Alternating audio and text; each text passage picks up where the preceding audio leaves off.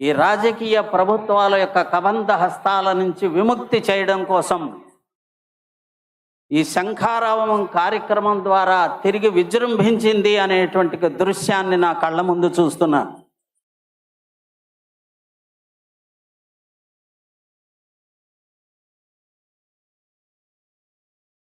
ఈ శంఖారావం అనేటువంటిది ఈ రోజున వాస్తవంగా ప్రారంభం అవ్వలేదు. వేదిక పైన ఆశీనులైనటువంటి మహాత్ములందరికీ,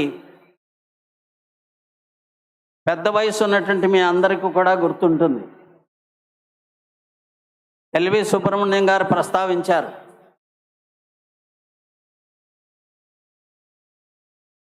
కమిషన్ని ప్రభుత్వం 1984వ సంవత్సరంలో ఏర్పాటు చేసిందని. చల్లా కొండయ్య కమిషన్. ఆ రోజున మన జిఆర్ స్వామి వారు నిరాహార దీక్ష చేశారు. వారి యొక్క నేతృత్వంలో హిందూ సమాజం నిరాహార దీక్ష చేసింది. ఆ రోజు నుంచి ఆంధ్రదేశంలో ఈ ప్రభుత్వ ఆధీనంలో ఉన్నటువంటి దేవాలయాల్ని హిందూ సమాజంకి అప్పగించాలి అనేటువంటి దానికి నాంది వాచకం ఆ రోజున జరిగింది.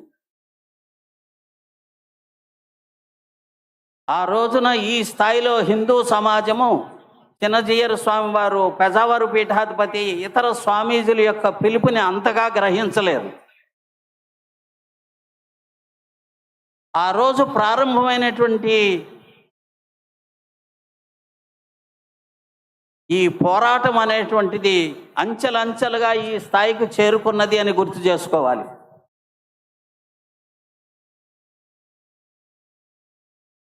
ఆ తర్వాత తిరుపతి దేవస్థానానికి సంబంధించినటువంటి మార్పులు చేర్పుల విషయంలో కూడా మన చిన్నజీయర్ స్వామి వారు ఒక అఖండమైనటువంటి, ఒక విస్తృతమైనటువంటి ఉద్యమాన్ని ప్రారంభించారు. రాజకీయ ప్రభుత్వాల యొక్క ఒత్తిడి కారణంగా, ఇతరత్ర కారణాల చేత సఫలం కాలేకపోయినామని అనిపించింది. ఆ రోజుని అందరము కలిసి చేద్దాం అనుకున్నాం, కానీ కలిసి చేయలేకపోయినాం. ఆ తర్వాత కమలానంద భారతీ స్వామి వారు రంగంలోకి వచ్చారు. పాదయాత్ర చేశారు. 1000 కిలోమీటర్లు ప్రతి దేవాలయానికి వెళ్ళారు. ఊరూరునా కూడా జనజాగృతిని నిర్మాణం చేశారు. దేవాలయాల యొక్క డేటా సంగ్రహించారు. ప్రతి దేవాలయానికి, ఈ దేవాలయానికి ఎంత భూమి ఉండేది, ఎన్ని ఆస్తులు ఉండేవి, ఏ రకంగా జరిగిన అన్యాక్రాంతం జరిగింది, ఈ వివరాలు అన్నింటినీ కూడా ఆయన ఆ రోజున ఒక పిలుపునిచ్చారు. ఆయన పర్యటించినటువంటి ప్రతి దేవాలయము ప్రాంగణము గోడ పైన ఈ దేవాలయం యొక్క ఆస్తులు ఎన్ని, ఎక్కడెక్కడ ఉన్నాయి అని ఒక బోర్డు పెట్టమండి అడిగారు. వేలాది దేవాలయాల్లో బోర్డులు వెలిసినాయి. కాబట్టి ఈ రోజున ఈ శంఖారామం వెనుక ఒక సుదీర్ఘమైనటువంటి పోరాట చరిత్ర ఉన్నది అనేటువంటి విషయాన్ని మన అందరం కూడా గుర్తు చేసుకోవాలి. చల్లా కొండయ్య కమిషన్ కంటే ముందు నుంచి, విశ్వ హిందూ పరిషత్ యొక్క స్థాపనా దినం నుంచి ఈ దేవాలయాల యొక్క వ్యవస్థ హిందూ సమాజానికి అప్పగించాలి అని ఆ రోజు నుంచి విశ్వ హిందూ పరిషత్ యొక్క ఎజెండాలో ఒక ముఖ్యమైనటువంటి భాగంగా దేశవ్యాప్తంగా హిందూ చైతన్యాన్ని నిర్మాణం చేసేటువంటి ప్రయత్నం చేస్తూ వచ్చింది. ఒకసారి మనం సింహావలోకనం చేసుకునేటట్లయితే, ఆలోక్ కుమార్ గారు చెప్పారు, బ్రిటిష్ వాళ్ళ కాలం నుంచి, అంతకుముందు ఈస్ట్ ఇండియా కంపెనీ నుంచి ఈ దేవాలయాల యొక్క నిర్వహణ ప్రభుత్వం యొక్క చేతుల్లోకి వెళ్ళడం ప్రారంభమైందని. స్వతంత్రం వచ్చిన తరువాత 1959వ సంవత్సరంలో తమిళనాడు యొక్క ఎండోమెంట్ చట్టం అనేటువంటిది ఒకటి రూపొందించడం జరిగింది. British India company, east India company, తర్వాత బ్రిటిష్ సామ్రాజ్యము రూపొందించినటువంటి చట్టంలో మార్పులు చేర్పులు చేస్తూ 1959వ సంవత్సరంలో తమిళనాడులో చేసినటువంటి యాక్ట్ని, దాన్ని ఆధారంగా చేసుకుని ఆంధ్రప్రదేశ్ ఏర్పడిన తర్వాత 1966వ సంవత్సరంలో యథాతథంగా తమిళనాడు యొక్క యాక్ట్ని స్వీకరిస్తూ కొన్ని సెక్షన్లలో కొద్దిపాటి మార్పులు చేస్తూ చట్టాన్ని రూపొందించడం జరిగింది. ఆంధ్రప్రదేశ్ ఎండోమెంట్ చట్టం. ఈ 1959 యొక్క తమిళనాడు యొక్క చట్టం సుప్రీంకోర్టులో ఛాలెంజ్ చేయబడింది. అంతకు ముందు కూడా ఉన్నటువంటి చట్టాలను కూడా సుప్రీంకోర్టులో ఛాలెంజ్ చేయడం జరిగింది. 1954 సంవత్సరంలో, అంటే తమిళనాడు యొక్క యాక్ట్ ప్రారంభం అవడానికి ముందే సుప్రీంకోర్టుకు సంబంధించినటువంటి 7 జడ్జీల యొక్క ధర్మాసనం ఈ ఎండోమెంట్ చట్టములు, ప్రస్తుతం ఆనాడు ఉన్నటువంటి చట్టములన్నీ కూడా రాజ్యాంగ విరుద్ధమైనటువంటి చట్టములని స్పష్టంగా చెప్పాయి.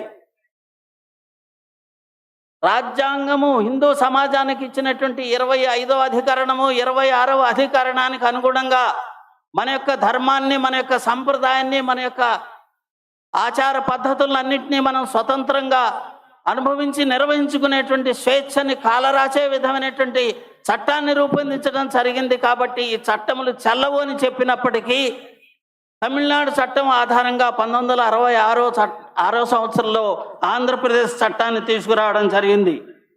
హిందువుల యొక్క హక్కులను కాలరేస్తున్నవి అనేటువంటి జడ్జిమెంట్లని, సుప్రీంకోర్టు యొక్క జడ్జిమెంట్లని ధిక్కరించినటువంటి చట్టములుగా ఈ చట్టాన్ని రూపొందించారు. ఆ తర్వాత 1984 సంవత్సరంలో చల్లాకొండయ్య కమిషన్ ద్వారా ఆ కమిషన్ యొక్క రిపోర్ట్లో దేవాలయాలకు సంబంధించినటువంటి అర్చకులు, దేవాలయ ట్రస్ట్ బోర్డులు, దేవాలయాలకు సంబంధించినటువంటి ఉద్యోగస్తులు దేవాలయాల యొక్క ఆస్తుల్ని, డబ్బులని దుర్వినియోగం చేస్తున్నారు, వ్యవస్థలన్నింటిని కూడా అవినీతి ఉన్నది. కాబట్టి ఈ అవినీతిని రూపుమాపడం కోసం చెప్పి మేము ఈ కమిషన్ రికమెండేషన్లు చేస్తున్నాము అని చెప్పి రూపొందించినటువంటి 1987లో ఏర్పాటు చేసినటువంటి ఆంధ్రప్రదేశ్ చట్టం ఏదైతే ఉందో ఆ చట్టం ఏర్పడి ఇప్పటికి దాదాపుగా 40 సంవత్సరాలు అవుతున్నాయి. మనం ప్రశ్నించుకోవాలి. ప్రభుత్వాలను మనం అడుగుతున్నాం, 87లో మీరు ఏర్పాటు చేసినటువంటి ఇదిగో ఈ లొసుగులు, ఈ లోపాలు ఉన్నాయి, ఈ అవినీతి అక్రమాలు జరుగుతున్నాయి అనేటువంటి విషయానికి సంబంధించి ఏ దేవాలయానికి సంబంధించినటువంటి అక్రమాలని మీరు అరికట్టారు ఈ చట్టం ప్రకారంగానే ప్రశ్నిస్తున్నాం. సింహాచలం దేవస్థానానికి సంబంధించి 1200కు పైగా ఆడిట్ అబ్జెక్షన్స్ ఉంటే ఈ 40 సంవత్సరాల్లో ఇప్పటి వరకైనా ఏదైనా ఒక దానికి సమాధానం చెప్పారా? అన్యాక్రాంతమైనటువంటి భూముల్ని ఈ 87వ చట్టం ప్రకారం దేవాలయానికి స్వాధీనం చేశారా? భద్రాచలానికి సంబంధించినటువంటి 1500 ఎకరాలు పూర్తిగా అన్యాక్రాంతమైనప్పటికీ అందులో ఆంధ్రప్రదేశ్ హైకోర్టు, ఆ రోజు హైకోర్టు 859 దేవాలయాలకు సంబంధించినటువంటి 859 ఎకరాల యొక్క భూమి అన్యాక్రాంతమైంది, స్వాధీనం చేసుకోండి అనేటువంటి తీర్పునిచ్చినప్పటికి కూడా ఈరోజు కూడా స్వాధీనం చేయబడిందా? శ్రీశైలానికి సంబంధించినటువంటి 800కు పైగా ఉన్నటువంటి అబ్జెక్షన్లన్నిటి మీద 40 సంవత్సరాల్లో ఈ రోజు వరకు కూడా ఈ చట్టం ద్వారా పరిష్కారం ఏదైనా చూపించగలిగారా? కనుకనే ఈ చట్టం అనేటువంటిది హిందూ సమాజానికి సంబంధించినటువంటి దేవాలయాల యొక్క వ్యవస్థల్ని సక్రమంగా నిర్వహించడం అనేటువంటి దీనికి సాధ్యము కానటువంటి విషయము. కేవలము రాజకీయ ప్రయోజనాలకు ఉపయోగించుకునేటువంటి విధంగా దేవాలయాల యొక్క ఆస్తుల్ని వినియోగించుకుంటున్నారు అనేటువంటి సత్యాన్ని మనం అందరం కూడా గుర్తించాము. కనుకనే అశేషమైనటువంటి ప్రజానీకం ఈ రోజున మనం ఇక్కడ సమావేశమైనాం. 1987వ సంవత్సరంలో ఏర్పాటు చేసినటువంటి ఈ చల్లాకొండయ్య కమిషన్ ద్వారా సవరించినటువంటి చట్టంలో దేవాలయాలకు సంబంధించినటువంటి కమిషనర్లకు పూర్తి అధికారాన్ని ఇచ్చింది. అవకతవకలు అన్నింటినీ మాత్రమే కాక యావత్తు దేవాలయాల యొక్క వ్యవస్థని నిర్వహించగలిగేటువంటి అధికారాన్ని పూర్తిగా కమిషనర్లకు ఇవ్వడం జరిగింది. గమనించండి, ఈ కమిషనర్ల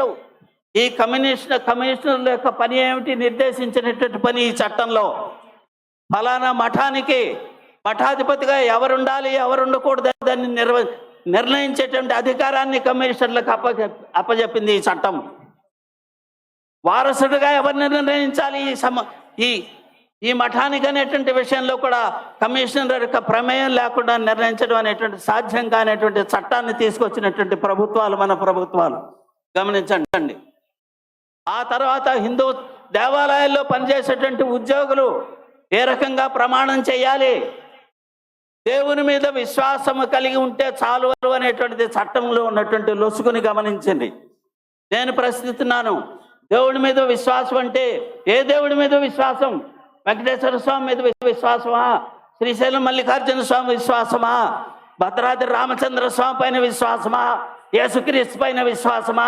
మహమ్మద్ ప్రవక్త పైన విశ్వాసమా అనేటువంటి స్పష్టీకరణ ఈ చట్టంలో లేదు అనేది గుర్తించండి. దీని ఆధారంగానే హైందవేతరులని ఈ చట్టాల్లో ఈ దేవాలయ వ్యవస్థలో నియుక్తి చేయడం అనేటువంటి దానికి ఆధారాన్ని ఇచ్చినటువంటిది చల్లాకొండ కమిషన్. దీన్ని మనం అందరం కూడా గుర్తించాలి. ఇలాంటి అనేకమైనటువంటివి ప్రతి ఒక్క వ్యవస్థ పూజ అర్ధగంట సేపు ఎందుకు చేయాలి? మినిస్టర్ గారు వస్తున్నారు, 10 నిమిషాల్లో పూర్తి చేయండి. ఫలానా ఉత్సవం, వార్షిక ఉత్సవం, ఈ ఉత్సవానికి ఇంత ప్రసాదాలు ఎందుకు, ఇంత తగ్గించేయండి. ఈ రకమైనటువంటి పద్ధతిలో ఎగ్జిక్యూటివ్ ఆఫీసర్, అసిస్టెంట్ కమిషనర్ దేవాలయాల యొక్క వ్యవస్థలో ఈ రకంగా జోక్యం చేసుకుని ఈ రకంగా మన యొక్క దేవాలయాలని రాజకీయ ప్రయోజనాలకు ఉపయోగించుకునేటువంటి విధమైనటువంటి వ్యవస్థను రూపొందించినటువంటి చట్టాన్ని మార్చవలసినటువంటి అగత్యం ఉన్నది. అందుకనే యావత్ హిందూ సమాజము కేవలము ఆంధ్రప్రదేశ్, తెలంగాణ మాత్రమే కాదు, యావత్ భారతదేశంలో ప్రభుత్వం యొక్క అధీనంలో ఉన్నటువంటి దేవాలయాలన్నింటినీ హిందూ సమాజానికి అప్పగించాలి. ఆలోక్ కుమార్ గారు మధ్యలో చెప్పారు, ఎవరు నిర్వహిస్తారు దేవాలయాలు? ఈ దేవాలయాల వ్యవస్థ ఎవరికి చేత అవుతుంది? విశ్వ హిందూ పరిషత్ నిర్వహిస్తుందా? ఆర్ఎస్ఎస్ చేయగలుగుతుందా? వీళ్ళు చేయగలుగుతారా, వాళ్ళు చేయగలుగుతారా? ఆర్ఎస్ఎస్ విశ్వ హిందూ పరిషత్ కాదు, హిందూ సమాజము. ఇది హిందూ సమాజము.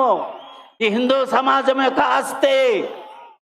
హిందూ సమాజము చేవలుడిగిపోయినటువంటి నిస్సత్వ సమాజం కాదు.